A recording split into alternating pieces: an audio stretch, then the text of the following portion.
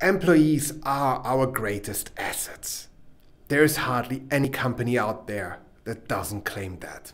But after working for so many years for big multinational companies, I sometimes doubt that. You see, there is a special beauty in working for a startup. Here, employees are the only asset.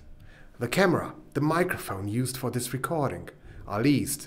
The office is rented. Nothing belongs to us. Everything is intangible.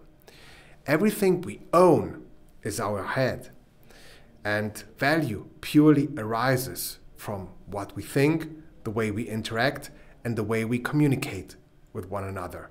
This is all that matters.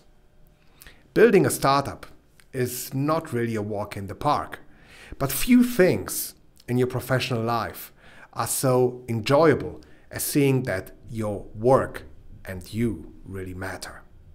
As we celebrate our first anniversary, I'd like to say thank you to our investors and our customers for believing in us.